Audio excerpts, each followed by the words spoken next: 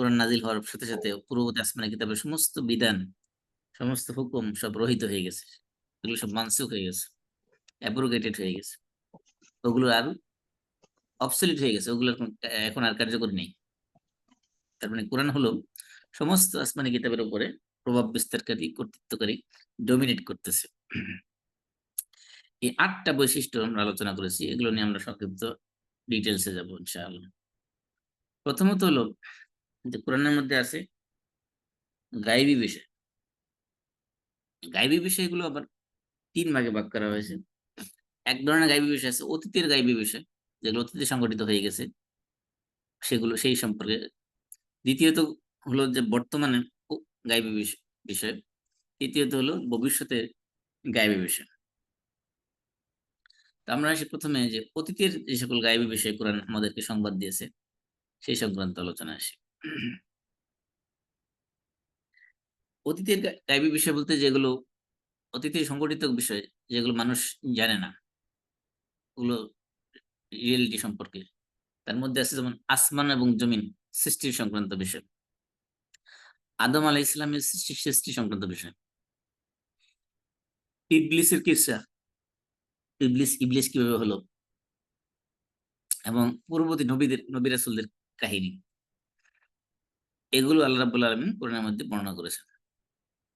আর আল্লাহ রাসূল যেহেতু একজন উম্মি নবী ছিলেন, উম্মি মানে নিরক্ষর নবী ছিলেন, সে কারণে নবীর পক্ষে এগুলো জানা সম্ভব ছিল না। আর এটা প্রমাণ করে যে আল্লাহ রাসূল সাল্লাল্লাহু আলাইহি সাল্লাম যে সকল সংবাদ দিয়েছেন ও পূর্ববর্তী জাতিদের ব্যাপারে, পূর্ববর্তী নবীদের ব্যাপারে, আসমান জমি সৃষ্টির ব্যাপারে, আদম আলাইহিস সালাম সৃষ্টির ব্যাপারে, ইবলিসের ব্যাপারে, এগুলো সমস্ত গায়বী বিষয়। এবং এগুলো আল্লাহ রাব্বুল আলামিনের পক্ষ থেকে ওয়াহী ছাড়া, ডিভাইন রিভিলেশন ছাড়া এগুলো সম্পর্কে সংবাদ দেওয়া কোনো মানুষের পক্ষে সম্ভব ছিল না। আল্লাহ বলছেন তিলকা মিন আম্বাইল গায়ব, এগুলো হলো গায়েবের সংবাদ, নুহিহা ইলাইক, যেগুলো আপনার কাছে আমি ওহী করেছি, মা কুনতা তা'লামুহা, এগুলো সম্পর্কে আপনি জানতেন না, আনতা ওয়ালা কওমুকা, আপনিও জানতেন না, আপনার জাতিও জানতো না, মিন ক্বাবলি হাযা, এই ওহী নাজিল করার আগে ইতিপূর্বে আপনাদের এই সংক্রান্ত কোনো নলেজ ছিল না। আরেক আয়াতে আল্লাহ বলছেন যালিকা মিন আম্বাইল গায়ব নুহিহি ইলাইক ওয়া মা কুনতা লাদাইহিম ইয ইউলকুনা আকলামুহুম আইয়ুহুম ইয়াকফুলু মারইয়াম ওয়া মা কুনতা লাদাইহিম ইয ইয়াখতাসিমুন। এমনকি আল্লাহ রাব্বুল আলামিন মরিয়ম আলাইহিস সালামের কাহিনী বর্ণনা করতে যেয়ে বলতেছেন যে এগুলো হলো গায়বী সংবাদ। আল্লাহ বলতেছেন ওমা কুনতা লাদাইহিম, আপনি তাদের সাথে ছিলেন না যখন তারা আ ইলকুনা আকলামাহুম, কলম নিক্ষেপ করতেছিল। মরিয়ম আলাইহিস সালামের অ্যা ভরণ পোষণের দায়িত্ব কে নিবে? তার দেখাশোনার দায়িত্ব কে নিবে? এই নিয়ে যখন তারা লড়াই করতেছিল কলম নিক্ষেপ করে, সেই সময় আপনি তাদের সামনে উপস্থিত ছিলেন না। আল্লাহ রাব্বুল আলামিন বলতেছেন যে রাসূল, এগুলো গায়বী বিষয়, অর্থাৎ মরিয়ম আলাইহিস সালাম উনার সাথে ঘটে যাওয়া যে ঘটনাগুলো, এগুলো আপনি জানতেন না, এগুলো আল্লাহ রাব্বুল আলামিন আপনাকে জানিয়েছেন। এই যে বিষয়গুলো, মানে কোরআনের মধ্যে শুধুমাত্র এই যে আসমান জমিন সম্পর্কে, আদম আলাইহিস সালাম, নবী রাসূলদের সম্পর্কে বিষয় খবর দেওয়া হয়েছে, এই বিষয়টা এমন না। এছাড়াও আরো বহু অতীতের গায়বী বিষয় সম্পর্কে খবর দেওয়া হয়েছে। যেমন আল্লাহ রাব্বুল আলামিনের সম্পর্কে, আল্লাহ রাব্বুল আলামিনের সিফাত, আল্লাহ রাব্বুল আলামিনের বিভিন্ন গুণাবলী সম্পর্কে আল্লাহ তাআলা কোরআনের মধ্যে বর্ণনা করেছেন। মালায়েকাদের বৈশিষ্ট্য, মালায়েকাদের কাজ, মালায়েকাদের বিভিন্ন এঞ্জেলদের বিভিন্ন বর্ণনা কোরআনের মধ্যে আসছে। আল্লাহ রাব্বুল আলামিনের আরশের বর্ণনা আসছে। আল্লাহ রাব্বুল বিভিন্ন মাখলুকাত, আসমান এবং জমিনের বিভিন্ন সৃষ্টি সম্পর্কে আল্লাহ রাব্বুল আলামিন কোরআনের মধ্যে আলোচনা করেছেন। আল্লাহ বলছেন ওয়ালাকাদ সাররাফনা লিন-নাসি ফি হাযাল কুরআন মিন কুল্লি মাসাল, সমস্ত বিষয় আল্লাহ রাব্বুল আলামিন এখানে বিস্তারিত বর্ণনা করেছেন। তাহলে প্রথমত যে বিষয়টা আমরা জানলাম সেটা হলো যে গায়বী বিষয় সম্পর্কে সংবাদ দেওয়া হয়েছে। গায়বী বিষয়ের মধ্যে অতীতের গায়বী বিষয় আছে। আবার বর্তমানের গায়বী বিষয় আছে। বর্তমানের গায়বী বিষয় মানে কি? যেমন আল্লাহ রাসূল সাল্লাল্লাহু আলাইহি ওয়াসাল্লামের যুগে অনেক মুনাফিক ছিল। মুনাফিক যারা, মুনাফিক হলো কারা, যারা নিজেদেরকে ইমানদার বলে দাবি করত, কিন্তু আসলে তাদের অন্তরের মধ্যে ইমান ছিল না। এই যে মুনাফিকের চরিত্র যাদের, তাদেরকে চেনা তো মানুষের পক্ষে সম্ভব না, কারণ কার অন্তরের মধ্যে কি আছে অন্তর তো বিদীর্ণ করে এটা জানা সম্ভব না। কিন্তু আল্লাহ রাব্বুল আলামিন কোরআনের মধ্যে এই মুনাফিকদের চরিত্র তুলে ধরেছেন। তাদেরকে একেবারে তাদের হাটে হাড়ে ভেঙে দিয়েছেন। তাদের অবস্থা, তারা তাদের অন্তরের মধ্যে যে ইমান নাই, সেগুলো আল্লাহ তাআলা বারবার আল্লাহ রাসূলকে সামনে সামনে তুলে ধরেছেন। আল্লাহ তাআলা বলতেছেন ইয়াহলিফুনা বিল্লাহ, তারা আল্লাহর নামে কসম করে বলে, মা ক্বালু, তারা এগুলো বলে নাই, অর্থাৎ কুফরি কথা তারা বলে নাই। আল্লাহ বলছেন ওয়ালাকাদ ক্বালু কালিমাতাল কুফর ওয়া কাফারু বাদা ইসলামিহিম ওয়া হাম্মু বিমা লাম ইয়ানালু। আল্লাহ বলছেন না, ওয়ালাকাদ ক্বালু, তারা অবশ্যই বলেছে, কি বলেছে, কালিমাতাল কুফর, কুফরের কালিমা তারা বলেছে। তাহলে মুনাফিকরা কুফরি করেছে, যে তারা যে বাস্তবে ঈমান আনে নাই, এটা আল্লাহ তাআলা রাসূলের সামনে ডিসক্লোজ করে দিয়েছেন। আল্লাহ বলছেন ইয়াহযারুল মুনাফিকুনা আন তুনাজ্জালা আলাইহিম সূরাতুন তুম তুনাব্বিউহুম বিমা ফি কুলুবিহিম, যে মুনাফিকরা সব সময় ভয়ে থাকে, সতর্ক থাকে, সাবধানে থাকে, যে এমন যাতে না হয় যে কোনো এক সময় আল্লাহ তাআলা কোরআনের একটা সূরা নাযিল করে দিয়ে তাদের অন্তরের মধ্যে যে অবস্থা আছে, নেফাকি আছে, সেগুলো আল্লাহ তাআলা প্রকাশ করে দেয় কিনা, এই ভয়ে তারা সবসময় আতঙ্কিত থাকতো। তাহলে এই যে মুনাফিকদের অবস্থা, এটা হলো একদম প্রেজেন্ট, বাস্তব, যারা সামনে আছে যে মানুষগুলো, তাদের অবস্থাও কোরআন কি করেছে, ডিসক্লোজ করেছে। তো কোরআন গায়বী বিষয়ে সংবাদ দিয়েছে তিন ধরনের: একটা হলো অতীতের, একটা হলো বর্তমানের, আর একটা হলো ভবিষ্যতের।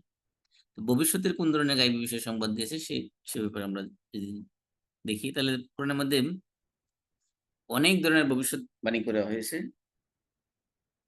এর মধ্যে কিছু ভবিষ্যৎবাণী আছে যেগুলো বাস্তবায়ন হয়েছে। যেমন কি, যেমন আল্লাহ রাব্বুল আলামিন কোরআনে বলছেন সূরা ফাতহের ২৭ নম্বর আয়াতে, লাকাদ সাদাকাল্লাহু রাসূলাহুর রুইয়া বিল হক লা তাদখুলুন্নাল মাসজিদাল হারামা ইনশা আল্লাহু আমিনিন মুহাল্লিকিনা রুউসাকুম ওয়া মুকাসসিরিন লা তাখাফুন।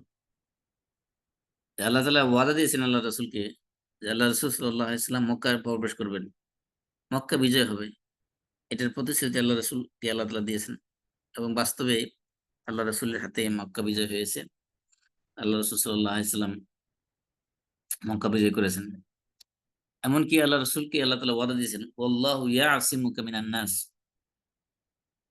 যে আল্লাহ রাব্বুল আলামিন আপনাকে মানুষ থেকে রক্ষা করবেন। অর্থাৎ আল্লাহ রাসূল সাল্লাল্লাহু আলাইহি ওয়াসাল্লামের প্রোটেকশন দেওয়ার জন্য পৃথিবীতে কোনো বডিগার্ডের দরকার হবে না। আল্লাহ নিজেই আল্লাহ রাসূলকে প্রোটেকশন দিবেন। এজন্য আল্লাহ রাসূলকে হত্যা করার জন্য ষড়যন্ত্র বিভিন্নভাবে হয়েছে। কিন্তু কেউই আল্লাহ রাসূলের হত্যা করার জন্য কাছাকাছি পৌঁছতে পারে নাই। আবু জাহেল একবার তো মক্কায় এরকম এক পাথর নিয়ে গেছিল, যে আল্লাহ রাসূলের যখন নামাজে সিজদার মধ্যে যাবেন, তখন মাথার ওয়ালের উপর থেকে মাথার উপর পাথর নিক্ষেপ করবেন। এরকম অনেকভাবে চেষ্টা করা হয়েছে।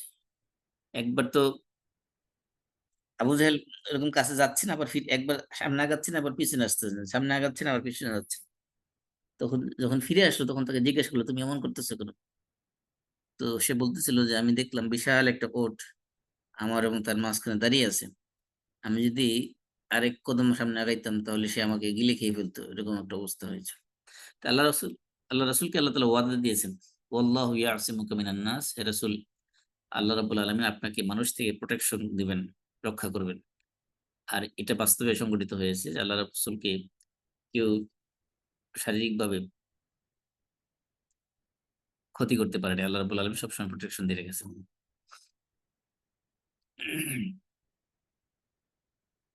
তারপরে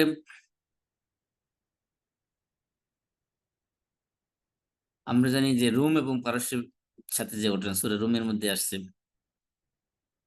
যে গলিবাতের রুম, যে রুম পরাভূত হয়েছে, পরাজিত হয়েছে। ওহুম মিন বাদি গালাবিহিম সায়াগলিবুন, এবং এই রোম অচিরেই পারস্যের বিরুদ্ধে আবার কি করবে? বিজয় লাভ করবে। এটা ভবিষ্যৎবাণী করা হয়েছিল। বলা হয়েছিল যে ফি বিদ'i সিনিন। বিদউন বলা হয় ৩ থেকে ৯ পর্যন্ত সংখ্যাকে। এই বিদ'i সিনিনের মধ্যে কি হবে? রোম আজকে পরাজিত হয়েছে, পারস্য বিজয় লাভ করেছে, কিন্তু বিদঈ সিনিনের মধ্যে আবার কি হবে, রোম বিজয় লাভ করবে, পারস্য আবার পরাজিত হবে। এই যে ভবিষ্যৎবাণী করা হয়েছিল, বাস্তবে দেখা গেছে যে পরবর্তীতে আবার রোম বিজয় লাভ করেছে, পারস্য পরাজিত হয়েছে। এখানে বিষয়টা হলো যে রোমানরা ছিল কি, আহ, পারস্যের লোকজন ছিল অগ্নিপূজক, আর রোমানরা ছিল খ্রিস্টান। আর রোমানরা খ্রিস্টান হওয়ার কারণে, যেহেতু তারা আসমানি কিতাবের অধিকারী, সেই জন্য মুসলমানরা তাদের পক্ষ অবলম্বন করত। আর পারস্যেরা, যেহেতু তারা ছিল অগ্নিপূজক, আগুনের উপাসনা করত, অর্থাৎ শিরকে লিপ্ত ছিল, সেই জন্য মুসলমানরা তাদের থেকে সম্পর্ক ছিন্ন করত। আর এই জন্য মুসলমানরা পারস্য রোমের বিজয়ে আনন্দিত হতো, আর কাফের মুশরিকেরা তারা পারস্যের বিজয়ে আনন্দিত হতো। ওই সময় আল্লাহ রাসূল সাল্লাল্লাহু আলাইহি ওয়াসাল্লামকে আল্লাহ তাআলা কোরআনের আয়াত নাযিল করে সূরা রুমের 1 থেকে 6 নম্বর আয়াত নাযিল করে আল্লাহ তাআলা জানিয়ে দিয়েছেন, আলিফ লাম মিম গুলিবাতির রুম, রোম পরাজিত হয়েছে, রোম বিজিত হয়েছে, ফি আদনাল আরদ, এক নিকটবর্তী ভূমিতে, ওহুম মিন বাদি গালাবিহিম সায়াগলিবুন, তাদের এই পরাজয়ের পরেই তারা অচিরেই আবার কি করবে, বিজয় লাভ করবে, ফি বিদঈ সিনিন, বিদঈ সিনিনের মধ্যে, বিদঈ সিনিন বলতে 3 থেকে 9 বছরের সময়ের মধ্যে। এবং বাস্তবে সেটা সংঘটিত হয়েছিল। মানে বুঝে গেছে যে কোরআন যে সকল ভবিষ্যৎবাণী করেছে, সেগুলো অতীতের বিষয় হোক, বর্তমানের বিষয় হোক, ভবিষ্যতের, মানে যে সকল গায়বী বিষয় সংবাদ দিছে, তার মধ্যে কিছু আছে অতীতের বিষয়, কিছু আছে বর্তমানের বিষয়, কিছু আছে ভবিষ্যতের বিষয়। কোরআন যা বলেছে সবগুলো অক্ষরে অক্ষরে বাস্তবায়িত হয়েছে। প্রথম বিষয় আমরা বললাম যে কোরআনের অন্যতম বৈশিষ্ট্য, কোরআন গায়বী বিষয়ে সংবাদ দিয়েছে, যেগুলো মানুষের পক্ষে জানা সম্ভব না, একমাত্র ডিভাইন রিভিলেশন ছাড়া বা ওয়াহি ছাড়া। দ্বিতীয় যে বিষয়টা, সেটা অত্যন্ত ব্যাপক বিষয়, সেটা হলো কোরআনের এজাজ, কোরআনের মুজিজা, কোরআনের মিরাকল। কোরআন মানুষকে চ্যালেঞ্জ দিয়েছে। কোরআন বলছে যে যদি তোমরা এই কোরআনের প্রতি তোমাদের সন্দেহ থাকে, তাহলে তোমরা এই কোরআনের মতো একটা অবিকল কোরআন তোমরা বানিয়ে নিয়ে আসো। আল্লাহ তাআলা বলছেন, ফালিয়াতু বিহাদিসিম মিসলিহি ইন কানু সাদিকিন, যে তোমরা যদি কোরআনের ব্যাপারে সন্দেহ থাকে যে কোরআন মুহাম্মদ সাল্লাল্লাহু আলাইহি ওয়াসাল্লাম নিজের থেকে বানিয়ে নিয়ে আসেন, তাহলে তোমরা নিজেরও একটা কোরআন বানিয়ে নিয়ে আসো। সূরা তুরের 34 নম্বর আয়াতে আল্লাহ তাআলা চ্যালেঞ্জ করেছেন। তাহলে তোমরাও কি করো? তোমাদের দাবিতে যদি তোমরা সত্যবাদী হয়ে থাকো, তাহলে তোমরা নিজের একটা কোরআন বানিয়ে নিয়ে আসো। তারপরে আল্লাহ তাআলা কি করছেন, তাদের জন্য এই কমপ্লিট কোরআন বানানো যদি তোমাদের জন্য কষ্ট করা, আর একটু সহজ করে দিলেন। তারপরে বললেন যে আম ইয়াকুলুনা ইফতারা, তারা কি বলে যে কোরআন মুহাম্মদ সাল্লাল্লাহু আলাইহি ওয়াসাল্লাম তিনি নিজের থেকে বানিয়েছেন। কুল হে নবী, তাহলে আপনি বলে দিন তাদেরকে, ফাতু বিআশরি সূওয়ারিন মিসলিহি মুফতারায়াত, এই কোরআনের মতো করে তোমরা 10টি সূরা তোমরা বানিয়ে নিয়ে আসো। ওয়াদউ মান ইসতাতা'তুম মিন দুনিল্লাহ ইন কুনতুম সাদিকিন, এবং আল্লাহ ছাড়া তোমরা যাদেরকে ডাকো, যে সকল দেব-দেবীর পূজা করে, উপাসনা করে, ইবাদত করো, তাদেরকে ডেকে নিয়ে, তাদের সাহায্য নিয়ে তোমরা পারলে সবাই মিলে 10টা সূরা বানায় নিয়ে আসো। সূরা হুদের 13 নম্বর আয়াতে আল্লাহ তাআলা এই চ্যালেঞ্জ দিয়েছেন। এর মানে প্রথমে দিয়েছেন পুরো কোরআন কি 30 পারা কোরআনের মতো কোরআন বানায় নিয়ে আসো। তারপরে বলছে যে না, 10টা সূরা বানায় নিয়ে আসো। তারপরে আল্লাহ তাআলা বলছেন যে আম ইয়াকুলুনা ইফতারা কুল ফাতু বিসূরাতিম মিসলিহি, সূরা ইউনূসের 38 নম্বর আয়াতে আল্লাহ বলছেন যে তারা কি বলে যে কোরআন বানিয়ে নিয়ে আসা হয়েছে, বানানো হয়েছে, রাসূল নিজে নিজে থেকে বানিয়েছেন। তাহলে তুমি হে রাসূল আপনি বলে দিন, ফাতু বিসূরাতিম মিসলিহি, কোরআনের একটা সূরার মতো একটা সূরা তোমরা বানায় নিয়ে আসো। একেবারে সবচেয়ে ছোট সূরা যেটা, সেটার মতো একটা সূরা তোমরা বানায় নিয়ে আসো। ১ম আল্লাহ তাআলা চ্যালেঞ্জ দিয়েছেন পুরা কোরআন বানায় কোরআনের মতো আরেকটা কোরআন বানায় নিয়ে আসার জন্য। তারপরে আরো সহজ করে দিয়েছেন, বলছে 10টা সূরা বানায় নিয়ে আসার জন্য। তারপরে আরো সহজ করে দিয়ে বলছেন যে একটা সূরা বানায় নিয়ে আসো কোরআনের সূরার মতো। এরপর আল্লাহ বলছেন ওয়াইন কুনতুম ফি রাইবিম মিম্মা নাযালনা আলা আবদিনা ফাতু বিসূরাতিন মিন মিসলিহি। সূরা বাকারা 23 নম্বর আয়াতে আল্লাহ বলছেন সেম কথা যেটা সূরা ইউনূস 38 নম্বর আয়াতে বলছেন, সেম কথা আল্লাহ সূরা বাকারার 23 নম্বর আয়াতে বলছেন। কি বলছেন? যে ওয়াইন কুনতুম ফি রাইবিন, যদি তোমরা সন্দেহের মধ্যে থাকো, মিম্মা নাযালনা আলা আবদিনা, আমি আমার বান্দার প্রতি অর্থাৎ মুহাম্মদ সাল্লাল্লাহু আলাইহি ওয়াসাল্লামের প্রতি যে যা নাজিল করেছি এই ব্যাপারে যদি তোমাদের কোনো সন্দেহ থাকে, তাহলে তোমরা কি করো? ফাতু বিসূরাতিন মিন মিসলিহি, এই কোরআনের মতো একটা সূরা তোমরা বানায় নিয়ে আসো। এতগুলো চ্যালেঞ্জ দেওয়ার পরে আল্লাহ বলছেন তোমরা তো এই মক্কার কাফের মুশরিক না, শুধু সারা পৃথিবীর সমস্ত মানব জাতি এবং সমস্ত জিন জাতি একত্রিত হয়ে যদি চেষ্টা করে, তাহলে সমস্ত মানুষ এবং জিন জাতি মিলেও এই কোরআনের মতো কোরআন তারা বানাইতে পারবে না। সূরা বনী ইসরাইল বা সূরা ইসরায়ের 88 নম্বর আয়াতে আল্লাহ বলছেন কুল হে রাসূল আপনি বলে দিন, এরা ইনিজতামাতিল ইনসু ওয়াল জিন, মানব জাতি এবং জিন জাতি পুরা দুইটা জাতি একত্রিত হয়ে যদি চেষ্টা করেন, আলা আইয়াতু বিমিসলি হাযাল কুরআন, এই কোরআনের মতো একটা কোরআন আনার জন্য তারা চেষ্টা করে, লা ইয়াতুনা বিমিসলিহি, এই কোরআনের মতো কোরআন তারা আনতে সক্ষম হবে না। ওয়ালাউ কানা বা'দুহুম লিবা'দিন যহিরা, এই মানুষ এবং জিন একে অপরকে যদি সহযোগিতা করে, পারস্পরিক কোঅপারেশনের মাধ্যমে যদি চেষ্টা করে এই কোরআনের মতো একটা কোরআন বানিয়ে নিয়ে আসতে, তারপরও তারা সক্ষম হবে না। এটা ছিল কোরআনের একটা চ্যালেঞ্জ, এবং এটা এই মুজিজা, এটা মুজিজা খালেদা বলা হয়। মুজিজা খালেদা মানে এই যে চ্যালেঞ্জ আল্লাহ তাআলা ছুড়ে দিয়েছেন, কিয়ামত পর্যন্ত এই চ্যালেঞ্জ অব্যাহত থাকবে। কিয়ামত পর্যন্ত পৃথিবীর সমস্ত মানুষ চেষ্টা করে, যদি সবাই মিলে চেষ্টা করে, তাহলেও এই কোরআনের মতো কোরআন তারা বানিয়ে আনতে পারবে না। এই কোরআনের এজাজ নিয়ে, এজাজের আবার বিভিন্ন ধরন আছে। এই কোরআন এজাজের একটা সাবজেক্ট, যে ইউনিভার্সিটির সাবজেক্ট হিসেবে পড়ানো হয়, এটা পুরো 4 বছর একটা সিলেবাস। এই এজাজের বিশাল আলোচনা, সেগুলো আমি এখন ওদিকে যাচ্ছি না, পরবর্তীতে সময় সময় পেলে ইনশাল্লাহ এই বিষয়ে আরো details আলোচনা করবো। যেটা বলতেছিলাম যে কোরআনের বৈশিষ্ট্যের মধ্যে প্রথম আমরা বলছি যে কোরআনের গায়বী বিষয় আছে। দ্বিতীয়ত বিষয় হলো কোরআনের মধ্যে এজাজ আছে, মুজিজা আছে। মুজিজার মধ্যে অন্যতম মুজিজা হলো কোরআনের যে চ্যালেঞ্জ ছুড়ে দিয়েছে আল্লাহ তাআলা গোটা মানব জাতির সামনে, গোটা জিন জাতির সামনে, গোটা পৃথিবীর সমস্ত মানুষ এবং জিন জাতি মিলেও এই চ্যালেঞ্জকে মোকাবেলা করতে সক্ষম হবে না। তারপরে কোরআনের আরেকটা বৈশিষ্ট্য যে কোরআনের বিভিন্ন নাম এবং সিফাত আল্লাহ তাআলা উল্লেখ করেছেন, এবং কোরআনের এত পরিমাণে নাম এবং সিফাত আল্লাহ কোরআনে উল্লেখ করেছেন এবং হাদিসের মধ্যে আসছে, যেগুলো স্বতন্ত্র বই আকারে ছাপানো হয়েছে, যে শুধু কোরআনের নাম এবং সিফাত নিয়ে অনেক সংখ্যক বই লেখা হয়েছে, বিভিন্ন সময় উলামায়ে কেরাম বই লিখেছে। কিছু কিছু নাম আছে, যেমন কোরআনের নাম হলো আত-তানজিল, কোরআনের নাম হলো আল কিতাব, কোরআনকে বলা হয়েছে আল কোরআন, কোরআনকে বলা হয়েছে আল হক, কোরআনকে বলা হয়েছে আল ওয়াহি, কোরআনকে বলা হয়েছে আল নূর, কোরআনকে বলা হয়েছে কালামুল্লাহ, কোরআনকে বলা হয়েছে আল ফুরকান, কোরআনকে বলা হয়েছে আর রূহ, কোরআনকে বলা হয়েছে আল বালাগ, কোরআনকে বলা হয়েছে হাবলুল্লাহ, কোরআনের আরেকটা নাম হলো আল বুরহান। এরকম অসংখ্য নাম আল্লাহ রাব্বুল আলামিন কোরআনের মধ্যে দিয়েছেন। আর এটা আরবি ভাষার একটা অন্যতম বৈশিষ্ট্য, যে যখন কোন জিনিসের একাধিক নাম থাকে, যেমন মনে করেন যে সিংহ,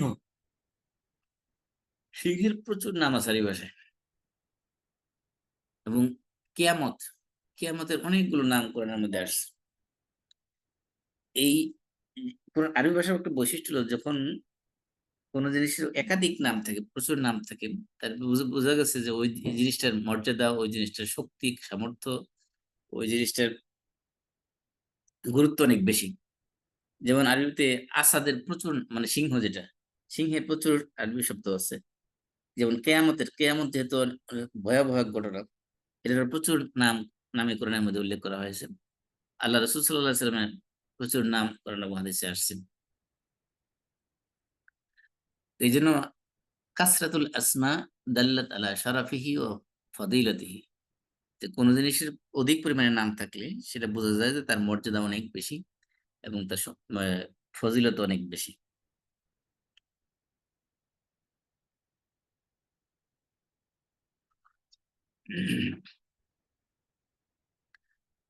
কোরআনের মধ্যে যে সকল সিফাত আল্লাহ তাআলা উল্লেখ করেছেন সেটা হলো যে কোরআনের মধ্যে আল্লাহ বলছেন কুরআনান আরাবিয়ান গায়রা যী ইওয়াজিন। কোরআন হলো একটা আরবি ভাষায় নাজিল করা হয়েছে, গায়রা যী ইওয়াজিন, এর মধ্যে কোনো বক্রতা নাই। তার মানে এর মধ্যে কোনো কন্ট্রাডিকশন নাই, এর মধ্যে কোনো বৈপরীত্য নাই। যা বলা হয়েছে স্ট্রেট কাট ইনফরমেশন এখানে দেওয়া হয়েছে। আল্লাহ বলছেন আলহামদুলিল্লাহিল্লাযী আনজালা আলা আবদিল কিতাব, সূরা কাহফের ১ নম্বর আয়াত। ওয়ালাম ইয়াজআল লাহু ইওয়াজা, সমস্ত প্রশংসা সে আল্লাহর, তিনি তার বান্দার প্রতি কিতাব নাজিল করেছেন। ওয়ালাম ইয়াজআল লাহু ইওয়াজা, যেখানে তার মধ্যে কোনো বক্রতা নাই, অর্থাৎ যা কিছু ইনফরমেশন দেওয়া হয়েছে সবগুলোর মধ্যে কোনো ধরনের ত্রুটি নাই, কোনো ধরনের আহ রং ইনফরমেশন নাই, কোনো ধরনের কন্ট্রাডিকশন নাই, সব স্পষ্ট করে আল্লাহ তাআলা বর্ণনা করেছেন। আল্লাহ বলছেন ওয়ালাকাদ দারাবনা লিন-নাসি ফি হাযাল কুরআনি মিন কুল্লি মাসাল লাআল্লাহুম ইয়াতাযাক্কারুন, যে আমি এই কোরআনের মধ্যে মানুষের জন্য বিভিন্ন বিষয় উদাহরণ দিয়েছি যাতে করে তারা শিক্ষা গ্রহণ করতে পারে। কুরআনান আরাবিয়্যান গায়রা যী ইওয়াজিন লাআল্লাহুম ইয়াত্তাকুন, এবং এই কোরআনকে বানিয়েছে আরবি ভাষায় কোরআন, গায়রা যী ইওয়াজিন, যার মধ্যে কোনো বক্রতা নাই, লাআল্লাহুম ইয়াত্তাকুন, যাতে করে তারা তাকওয়া অবলম্বন করতে পারে। তাহলে আমরা যেটা বললাম যে কোরআনের মধ্যে কোরআনের এই যে তাআদ্দুল আসমা মানে একাধিক নাম হওয়া, এটাও কোরআনের মর্যাদার এবং অন্যতম বৈশিষ্ট্যের মধ্যে পড়ে। কোরআনের আর আরবি ভাষার একটা বৈশিষ্ট্য হলো যে যখন তাদের কোনো কিছুর গুরুত্বপূর্ণ বিষয় হয় তখন তারা একটা জিনিসকে একাধিক নামে ডাকে। আরেকটা বৈশিষ্ট্য হলো কোরআনের, যে কোরআন এটা লফজ এবং অর্থগত দিক থেকে বা শাব্দিক দিক থেকে কোনো দিক থেকেই কোরআনকে সরি আল্লাহ ছাড়া অন্য কারো দিকে সম্পৃক্ত করা যাবে না। এই কোরআনকে রাসূলের কোরআন বলা যাবে না যদিও কোরআন রাসূলের কাছে আসছে। আল্লাহ বলছেন মা ইয়ানতিকু আনিল হাওয়া ইন হুয়া ইল্লা ওয়াহয়ুন ইউহা, যে রাসূল সাল্লাল্লাহু আলাইহি ওয়াসাল্লাম যা কিছু বলেন এগুলো তিনি মনে প্রবৃত্তির চাহিদা অনুযায়ী বলেন না। তিনি যা কিছু বলেন সবকিছু ওয়াহির মাধ্যমে তিনি বলেন। তার মানে অ আল্লাহ রাসূল সাল্লাল্লাহু আলাইহি ওয়াসাল্লাম এই কোরআনের ব্যাপারে যা কিছু বলেছেন এটা তিনি মনের খেয়াল খুশি মতো ইচ্ছা অনুযায়ী তিনি কিছু বলে দেন নাই। ইন হুয়া ইল্লা ওয়াহিয়ুন ইউহা, তিনি যা কিছু বলেছেন পুরোটাই ছিল আল্লাহ রাব্বুল আলামিনের পক্ষ থেকে ওয়াহী। আল্লাহ রাসূলের কাজ ছিল শুধুমাত্র মানুষের কাছে সেই ওয়াহী পৌঁছিয়ে দেওয়া। এজন্য এই কোরআনকে রাসূলের কোরআন বলা যাবে না। এই কোরআন আল্লাহ ছাড়া অন্য কারোর দিকে নিসবত দেওয়া যাবে না। এমনকি এই কোরআন ইবনে উসাইমিন বলছেন, "আল কোরআন লা তাজুজু কিরাআতুহু বিল মা'না বিইজমাইল মুসলিমিন", এবং কোরআনের যেভাবে সব অক্ষর এবং শব্দগুলো যেভাবে দেওয়া আছে সেভাবেই তেলাওয়াত করতে হবে। এটার অর্থ তেলাওয়াত করলেও কোরআন তেলাওয়াত করা হয়েছে বলে ধরা হবে না। তাহলে কোরআনের আরেকটা বৈশিষ্ট্য হলো কোরআন শব্দগত দিক থেকে, অর্থগত দিক থেকে সব দিক থেকেই একমাত্র আল্লাহর বাণী। আল্লাহ ছাড়া অন্য কারো দিকে এটা নিসবত দেওয়া যাবে না, সম্পৃক্ত করা যাবে না। কোরআনের আরেকটা বৈশিষ্ট্য আমরা বলেছিলাম যে কোরআন তাআব্বুদু বিতিলাওয়াতিহি, তেলাওয়াতের মধ্যে তেলাওয়াত করাই ইবাদত।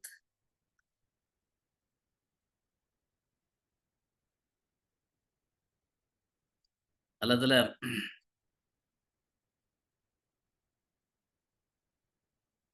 আল্লাহ রাসূল সাল্লাল্লাহু আলাইহি ওয়াসাল্লাম বলেছেন যে লা সালাতা লিমান লাম ইয়াকরা বিফাতিহাতিল কিতাব, যে কোনো সালাত নাই, নামাজই হবে না যে ব্যক্তি কি করলো না, লাম ইয়াকরা বিফাতিহাতিল কিতাব, সূরা ফাতিহা যে পড়লো না তার নামাজই হলো না। তার মানে যেহেতু সূরা ফাতিহা না পড়লে নামাজ হবে না, তার মানে সালাত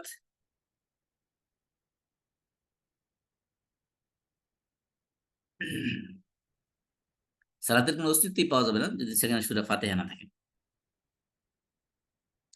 শুধুমাত্র সেটা না, যে কোরআন হলো পৃথিবীতে একমাত্র আসমানি কিতাব বা একমাত্র কিতাব যে কিতাব পড়লে প্রতি হরফে ১০ টা করে নেকি দেওয়া হয়। আল্লাহ রাসূল বলছেন যে মান ক্বারা হারফাম মিন কিতাবিল্লাহ ফালাহু বিহি হাসানাহ, যে ব্যক্তি আল্লাহর কিতাব থেকে একটা হরফ পড়বে তার জন্য রয়েছে নেকি। ওয়াল হাসানাতু বিআশরি আমসালিহা, এবং এই নেকিটাকে আল্লাহ রাব্বুল আলামিন 10 গুণে বৃদ্ধি করে দিবেন। আল্লাহ রাসূল বলেছেন, লা আকুলু আলিফ লাম মিম হারফ বাল আলিফুন হারফুন ওয়া লামুন হারফুন ওয়া মিমুন হারফ। আমি এই কথা বলি না যে আলিফ লাম মিম এটা একটা হরফ। তো আলিফ একটা হরফ, লাম একটা হরফ, মিম একটা হরফ। আলিফ লাম মিম যে পড়বে সে 330 টা নেকি পাবে। তাহলে কোরআন হলো একমাত্র আসমানি কিতাব যেটা পড়লেই তেলাওয়াত করলেই সওয়াব, ইবাদত হবে। আর নামাজের ভিতরে তো অবশ্যই তেলাওয়াত ছাড়া কোনো নামাজই নেই। কোনো নামাজ নেই। এমনকি যদি অন্য সূরা কেউ নাও পারে, কমপক্ষে সূরা ফাতিহা হলেও তার তেলাওয়াত করতে হবে। কারণ আল্লাহ রাসূল বলছেন, লা সালাতা লিমান লাম ইয়াকরা বিফাতিহাতিল কিতাব, যে নামাজের মধ্যে সূরা ফাতিহা পড়ল না তার নামাজের অস্তিত্বই কল্পনা করা যায় না সূরা ফাতিহা তেলাওয়াত করা ছাড়া। তারপরে আমরা বলেছিলাম কোরআনের আরেকটা বৈশিষ্ট্যের মধ্যে যে কোরআনকে আল্লাহ রাব্বুল আলামিন প্রোটেকশন দিয়েছেন, হ্যাঁ, সংরক্ষণ করেছেন। অন্যান্য আসমানি কিতাব যেরকম আসমানি কিতাবের অনুসারী যারা, তাদের হাতে দায়িত্ব দিয়েছেন, সঁপে দিয়েছেন সংরক্ষণ করার জন্য, কোরআনকে এরকম মানুষের হাতে ছেড়ে দেন নাই। আর মানুষের হাতে ছেড়ে দেওয়ার কারণে পূর্ববর্তী আসমানি কিতাবগুলো বিকৃত হয়ে গেছে, সেগুলোর মধ্যে মানুষ চেঞ্জ করে ফেলেছে। আর কোরআন যেহেতু আল্লাহ নিজে দায়িত্ব নিয়েছেন, সেজন্য কিয়ামত পর্যন্ত এই কোরআনের মধ্যে কোনো ধরনের চেঞ্জ আসবে না, মানুষ সেটা করতে পারবে না। কোরআনকে আল্লাহ তাআলা প্রোটেকশন দিয়েছেন রাসূলের যুগে, আবার কোরআনকে আল্লাহ তাআলা প্রোটেকশন দিয়েছেন সাহাবীদের যুগে। কিভাবে দিয়েছেন? যে কোরআন যখন নাজিল করা হতো, আল্লাহ রাসূল সাল্লাল্লাহু আলাইহি ওয়াসাল্লাম সাহাবাদেরকে ডাকতেন এবং সাহাবায়ে কেরাম সেগুলো শুনে, শুনে আল্লাহ রাসূলের কাছ থেকে মুখস্থ করে নিতেন এবং তারা সেগুলোকে সংরক্ষণ করে রাখতেন বিভিন্ন, তাদের কাছে ওই যুগে তো কাগজ কলম ছিল না, আমাদের মতো আধুনিক কলমও ছিল না, এরকম কাগজও ছিল না। তাদের কাছে এভেইলেবল যে সকল লেখ অ্যা লেখালেখির সরঞ্জামাদি ছিল, সেগুলোর মধ্যে তারা লিখে রাখতেন। তারা গাছের পাতায়, মসৃণ পাথরে, কাঠের মধ্যে, বিভিন্ন জায়গায় তারা এগুলো লিখে রাখতেন। এমনকি হাড়ের মধ্যেও, পশুর যে সকল হাড় আছে প্রশস্ত, সেই হাড়ের মধ্যে তারা এগুলো লিখে রাখতেন। এভাবে তারা এগুলো সংরক্ষণ করেছেন। আল্লাহ রাসূল সাল্লাল্লাহু আলাইহি ওয়াসাল্লাম নিজেও এই কোরআন স্টাডি করতেন জিবরিল আলাইহিস সালামের সাথে। প্রতি বছর রমজান মাসে জিবরিলকে শোনাইতেন কোরআন তেলাওয়াত করে। যে আল্লাহ রাসূল যেগুলো মুখস্থ করেছেন সেগুলো ঠিক আছে কিনা। এমনকি আল্লাহ রাসূলের কাতেবে ওহী ছিল। কাতেবে ওহী যারা, তারা এই কোরআনকে লিপিবদ্ধ করে রাখতেন। এমনকি আল্লাহ রাসূল সাল্লাল্লাহু আলাইহি ওয়াসাল্লাম নবুয়তের প্রাথমিক যুগে কোরআন ছাড়া রাসূলের কোন হাদিসকে লিখতে নিষেধ করেছেন। আল্লাহ রাসূল বলছেন, লা তাকতুবু আন্নী গায়রাল কোরআন। তোমরা আমার কাছ থেকে কোরআন ছাড়া অন্য কোন কিছু লিখবে না। ওমান কাতাবা আন্নী গায়রাল কোরআন ফালইয়ামহুহু। তোমরা যদি কোরআন ছাড়া অন্য কিছু লিখে থাকো, অর্থাৎ হাদিস-টাদিস কোন কিছু লিখে থাকো, তাহলে তার উচিত হলো সেটাকে যেন সে মুছে ফেলে। ও হাদ্দিসু আন্নী ওয়ালা হারাজ। আর আমার কাছ থেকে কোন হাদিস বর্ণনা করো, তাতে কোন সমস্যা নেই। তো এখানে বোঝা যাচ্ছে যে ওয়াহী নাজিল হওয়ার প্রাথমিক পর্যায়ে আল্লাহ রাসূল হাদিস লিখতে নিষেধ করেছেন। কারণ কি? কারণ মানুষ হয়তো এমন হতে পারে যে এই কোরআন এবং হাদিসকে একসাথে মিক্স আপ করে ফেলতে পারে। এই কোরআন যাতে ইনটেক থাকে, কোরআনের মধ্যে যাতে অন্য কোনো কিছু ঢুকে না যায়, সেজন্য আল্লাহ রাসূলের হাদিসকে আল্লাহ রাসূল নবুয়তের প্রাথমিক পর্যায়ে লিখতে নিষেধ করেছেন। পরবর্তী সময়ে সাহাবায়ে কেরাম আল্লাহ রাসূলের হাদিস লিখেছেন। অর্থাৎ ওয়াহী নাজিল হওয়ার শেষে তখন তারা হাদিস এগুলো লিপিবদ্ধ করেছেন। তাছাড়া এমনি রাসূলের জীবদ্দশায়ও সাহাবীদের মধ্যে অনেকে হাদিস লিখেছেন। তার মানে ইন জেনারেল সমস্ত পাবলিকদেরকে হাদিস লিখতে নিষেধ করেছেন। সাহাবীদের মধ্যে যারা স্পেশাল, অর্থাৎ যারা কোরআন এবং হাদিসের মধ্যে পার্থক্য করতে পারবে, যাদের যোগ্যতা সম্পন্ন ছিলেন, তাদের মধ্যে কয়েকজনকে আল্লাহ রাসূল অনুমতি দিয়েছেন। তারা হাদিস লিখেছেন। যেমন সহিফে আলী রাদিয়াল্লাহু তাআলা আনহু, আল্লাহ রাসূল জীবদ্দশায় আলী রাদিয়াল্লাহু তাআলা আনহুর একটা ছোট্ট পুস্তিকা ছিল। তার মধ্যে তিনি আল্লাহ রাসূলের হাদিস তিনি লিখেছেন। এবং আবু বকর রাদিয়াল্লাহু আনহুর কাছেও একটা সহিফা ছিল। তার মানে এগুলো থেকে বোঝা যায় যে আল্লাহ রাসূল যদিও নিষেধ করেছেন, তারপরেও কিছু, কিছু সাহাবীদেরকে, স্পেশাল সাহাবীদেরকে তিনি অনুমতি দিয়েছেন, যারা যাদের কাছে কোরআন এবং হাদিস মিশ্রিত হওয়ার সম্ভাবনা নাই। তার মানে ইন জেনারেল সমস্ত আম পাবলিকদেরকে নিষেধ করে দিয়েছেন, যাতে করে কিনা করে মানুষ কোরআন এবং হাদিস একত্রে লিপিবদ্ধ না করে।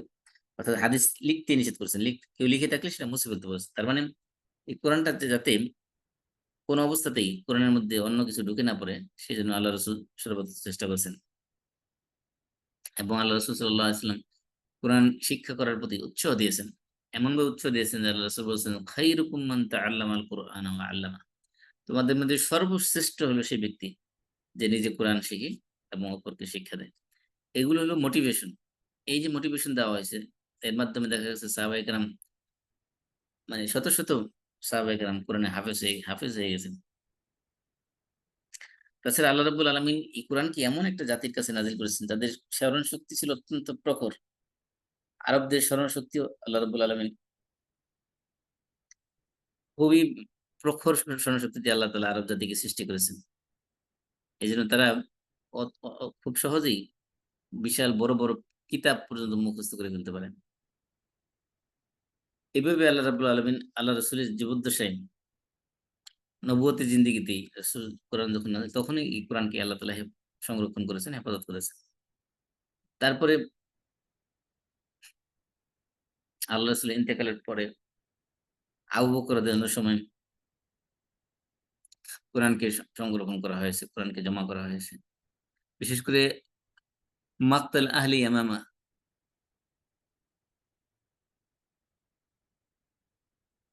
ইয়াউমাল ইয়ামামা যখন ইয়ামামার যুদ্ধে, যেখানে কোরআনের হাফেজ যারা, কোররা যারা ছিল, তাদেরকে তারা যখন শহীদ হলো, তখন আ উমর রাদিয়াল্লাহু আনহু আবু বকর রাদিয়াল্লাহু আনহুকে পরামর্শ দিলেন যে কোরআনকে, যেহেতু রাসূলের ইন্তেকালের পরে সমস্ত কোরআন একসাথে ছিল না। ছড়ানো ছিটানো ছিল। বিভিন্ন জায়গায় বিক্ষিপ্ত অবস্থায় ছিল। সাহাবীদের মধ্যে হাফেজ ছিল, তাদের অন্তরের সিনার মধ্যে ছিল কোরআন। কিন্তু লিপিবদ্ধ আকারে কমপ্লিট ৩০ পারা কোরআন একত্রে একসাথে মুশাফ আকারে ছিল না। সেজন্য ওমর রাদিয়াল্লাহু আনহু পরামর্শ দিলেন যে ৩০ পারা কোরআনকে একত্রিত করার জন্য। আবু বকর রাদিয়াল্লাহু আনহু বললেন যে, "আমি কিভাবে সেই কাজ করব যে কাজ আল্লাহ রাসূল নিজে করে যান নাই?"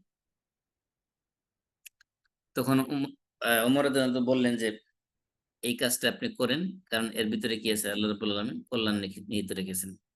উমর রাদিয়াল্লাহু আনহু বারবার আবু বকর রাদিয়াল্লাহু আনহুকে বলার পরে আবু বকর বললেন যে, "হাত্তা শারাহ আল্লাহু সাদরি লিযালিক।" আল্লাহ রাব্বুল আলামিন আমার বক্ষকে প্রশস্ত করে দিয়েছেন এটা বুঝার জন্য। এখন আমি বুঝতে পারলাম যে ওয়া রাআইতু ফি যালিকা আল্লাযী রাআ উমর। উমর রাদিয়াল্লাহু আনহু যে মতামত পোষণ করতেন, আমিও সেই মত পোষণ করলাম। তখন আবু বকর রাদিয়াল্লাহু আনহু যায়েদ ইবনে সাবিত রাদিয়াল্লাহু তাআলা আনহুকে বললেন, "ইন্নাকা রাজুলুন শাবুন আকিলুন লা নাত্তাহিমুক ওয়া কাদ কুনতা তাকতুবুল ওয়াহই লিরাসূলিল্লাহি সাল্লাল্লাহু আলাইহি ওয়াসাল্লাম ফাতাতাব্বাল কুরআন ফাজমা'হু।" আবু বকর রাদিয়াল্লাহু তাআলা আনহু যায়েদকে অর্ডার দিলেন, "তুমি তো একজন বুদ্ধিমান যুবক। তোমাকে কখনো আমরা কোনো খারাপ কাজে অভিযুক্ত করিনি। আর তুমি আল্লাহ রাসূলের জীবদ্দশায় কি করতে? ওহী লিখতে।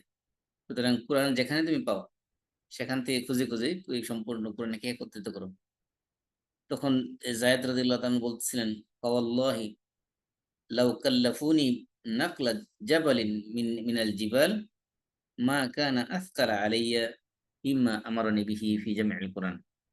যায়েদ বলতেছিলেন যে, আল্লাহর কসম করে বলতেছি, যদি আমাকে একটা পাহাড়গুলোর মধ্যে থেকে কোন একটা পাহাড়কে এক স্থান থেকে অন্য স্থানে স্থানান্তর করার জন্য দায়িত্ব দেওয়া হয়তো, সেটা আমার জন্য অতটা কঠিন মনে হইতো না, যতটা কঠিন আমার কাছে মনে হয়েছিল এই সম্পূর্ণ কোরআনকে একত্রিত করার দায়িত্বটা পালন করার।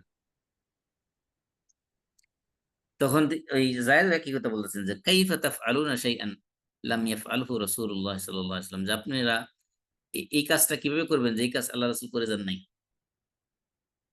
তখন আবু বকর বললেন যে, "হুয়া ওয়াল্লাহি খাইর।" আল্লাহর কসম এর ভিতরে কল্যাণ রয়েছে। তো যায়েদ বলতেছেন ফালাম ইয়াজাল আবু বকর ইউরাজিউনি হাত্তা শারাহাল্লাহু সাদরি লিল্লাযী শারাহা লাহু সাদরা আবি বকর ওয়া উমর। যে আবু বকর রাদিয়াল্লাহু আনহু বারবার আমার কাছে এই বিষয় তুলে ধরতেছিলেন। এরপরে এক পর্যায়ে যেয়ে আবু বকর রাদিয়াল্লাহু তাআলা এবং উমর রাদিয়াল্লাহু আনহু যে ব্যাপারে একমত হয়েছেন, আমার বক্ষ, আমার অন্তর সে ব্যাপারে সায় দিল। তারপর আমি কোরআন খুঁজতে লাগলাম। যেখানে যা পাইলাম সব জায়গা থেকে এই কোরআন খুঁজে, খুঁজে মানুষের সিনা থেকে এবং পাথর, মসৃণ পাথরের, সাদা পাথর থেকে, খেজুরের ডাল থেকে, গাছের পাতা থেকে, ছাগলের পশুর চামড়া থেকে, যেখান থেকে লিখিত আকারে পাইলাম সেগুলো সব আমি জমা করতে শুরু করলাম।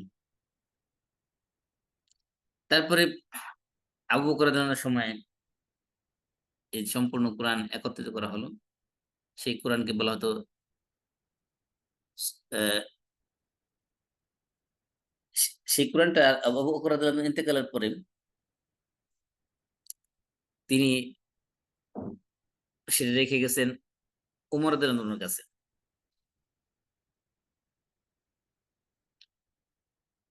উমর রাদিয়াল্লাহু আনহু ইন্তেকালের সময় এটা ওনার মেয়ে হাফসা বিনতে উমর, হাফসা রাদিয়াল্লাহু আনহার কাছে রেখে গেছেন সেই মুসাফটা, যেটা আবু বকর রাদিয়াল্লাহু আনহুর সময় সংকলন করা হয়েছিল। তার পরবর্তীতে সময়ে ওসমান রাদিয়াল্লাহু আনহুর সময় যখন দেখা গেল যে মুসলিম রাষ্ট্র অনেক ব্যাপক সম্প্রসারিত হয়েছে, মুসলমানরা বিভিন্ন দেশে ছড়িয়ে পড়েছে এবং আমরা জানি যে কোরআনকে ৭টা ডায়ালেক্টে নাজিল করা হয়েছে। উনজিলাল কোরআন আলা সাবআতি আহরুফ, ৭ আহরুফ নাজিল করা হয়েছে। এইজন্য একেক মানুষ একেক স্টাইলে একেক আহরুফে কোরআন তেলাওয়াত করত।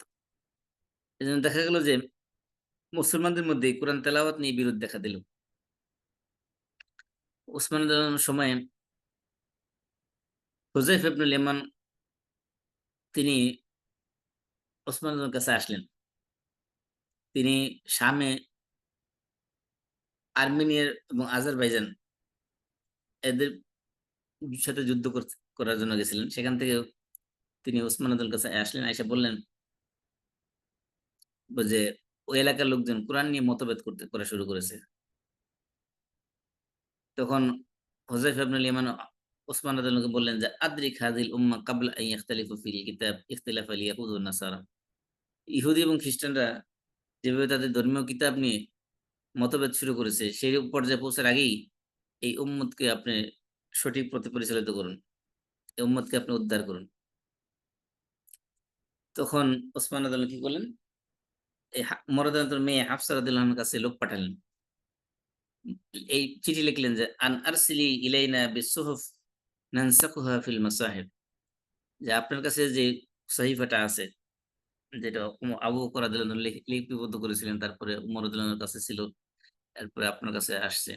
সেই সহিফাটা আমাদের কাছে পাঠান, আমরা এখান থেকে কপি করে আপনাকে মূল সহিফা আবার ফেরত দিয়ে দিব। তখন এই হাফসা রাদিয়াল্লাহু আনহা ওসমান রাদিয়াল্লাহু আনহুর কাছে সেই সহিফা পাঠালেন এবং যায়েদ ইবনে সাবিত রাদিয়াল্লাহু তাআলা আনহুকে বললেন, যায়েদ ইবনে সাবিত, আব্দুল্লাহ ইবনে জুবাইর, সাঈদ ইবনুল আস, আব্দুর রহমান ইবনুল হারিস, এই কয়েকজন সাহাবী, যায়েদ ইবনে সাবিত, আব্দুল ইবনে জুবাইর, সাঈদ ইবনুল আস, আব্দুর রহমান ইবনুল হারিস, এই ৪ জন সাহাবীকে উসমান রাদিয়াল্লাহু আনহু দায়িত্ব দিলেন যে তোমরা এটা দেখে, দেখে হুবহু কপি করো।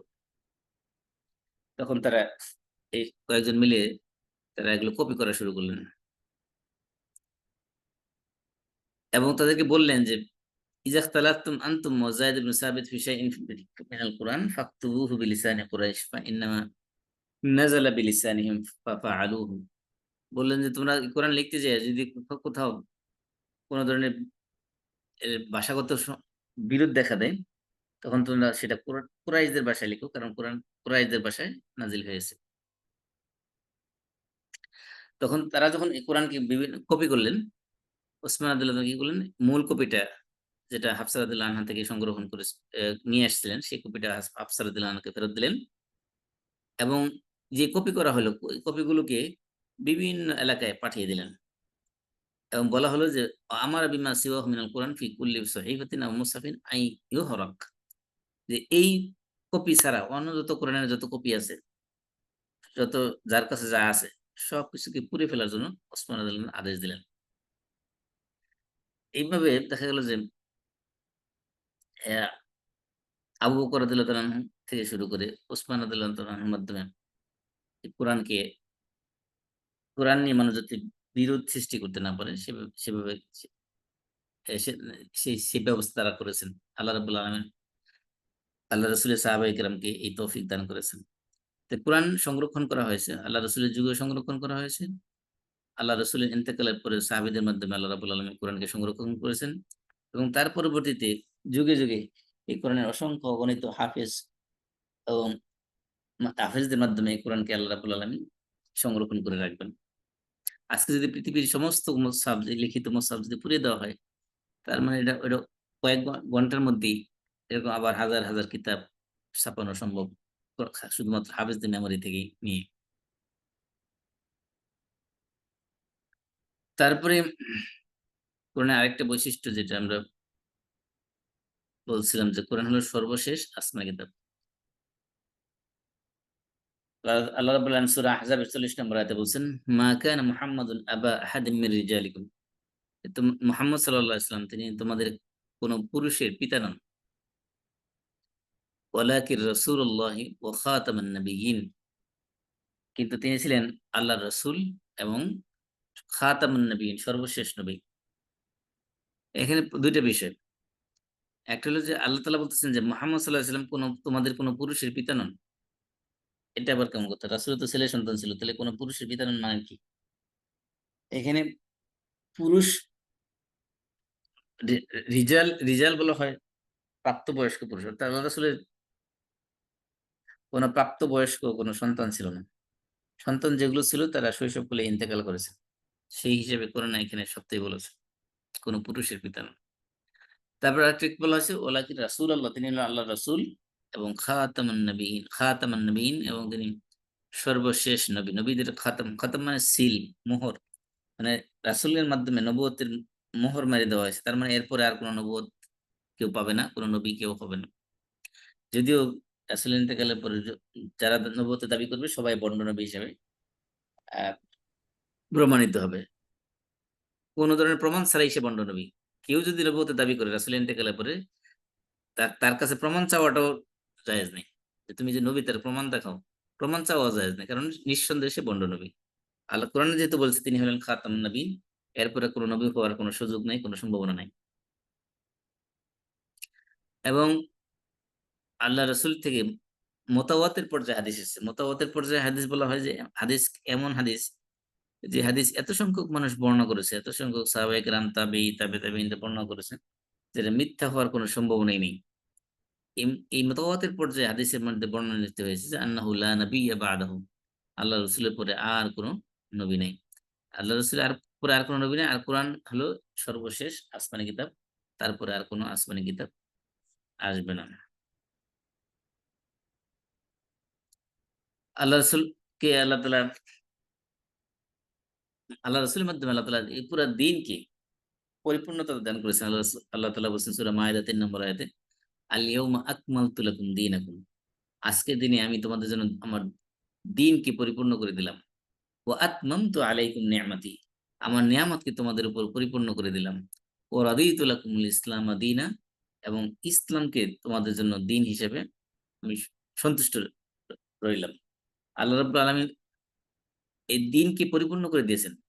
পরিপূর্ণ করে দেওয়ার মানে হলো যে এরপরে দ্বীন কমপ্লিট হয়ে গেছে, পরিপূর্ণ হয়ে গেছে যেহেতু এখন নতুন করে আর কোন শরীয়তের বিধান আর মানুষের জন্য প্রয়োজন নেই। এই কোরআনের মধ্যে যে বিধানগুলো দেওয়া হয়েছে এই বিধান দিয়েই কিয়ামত পর্যন্ত সমস্ত মানুষ যদি চলতে পারবে। এখানে আল্লাহ তাআলা বলছেন, "আকমালতু লাকুম দীনাকুম" তোমাদের জন্য দ্বীনকে পরিপূর্ণ করে দিয়েছি। দ্বীনের বিধান যত বিধান দরকার তোমাদের জীবন চলার জন্য, সমস্ত বিধান এখানে পরিপূর্ণভাবে দিয়ে দেওয়া হয়েছে। তার মানে এই দ্বীন পরিপূর্ণ হওয়া মানেই হইল যে এরপরে আর কোন আসমানি কিতাব আসবে না। আল্লাহ বলছেন, "ওয়া নাযালনা আলাইকাল কিতাব তিবয়ানান লিকুল্লি শাই" যে আমি আপনার কাছে কিতাব নাজিল করেছি। তিবিয়ানান লিকুল্লি শাই সমস্ত বিষয়ের সুস্পষ্ট বর্ণনা সহকারে পরি মানে পুঙ্খানুপুঙ্খ রূপে সবকিছু বর্ণনা করে দিয়ে আমি কিতাব নাজিল করেছি। আল্লাহ বলছেন, আফাগাইরাল্লাহি আবতাগি হাকামান, আল্লাহ ছাড়া অন্য কাউকে আমি কি বিচারক হিসেবে মানবো?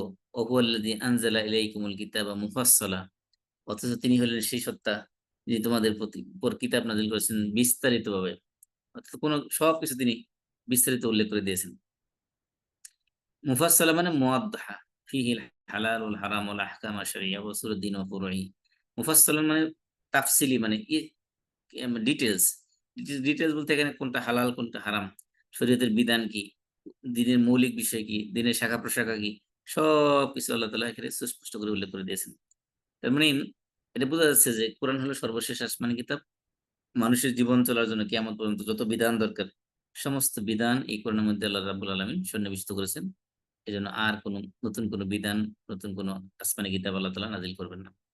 আর সর্বশেষ যে পয়েন্টটা আমরা বলেছিলাম যে কোরআনের ব্যাপারে আল্লাহ বলছেন, ওয়া আনজালনা ইলাইকাল কিতাবা বিল হক মুসাদ্দিকাল লিমা বাইনা ইয়াদাইহি মিনাল কিতাব ওয়া মুহাইমিনান আলাইহি, যে পূর্ববর্তী আসমানি কিতাব যেগুলো আছে, এই আসমানি কিতাবগুলোকে কোরআন সত্যায়ন করেন।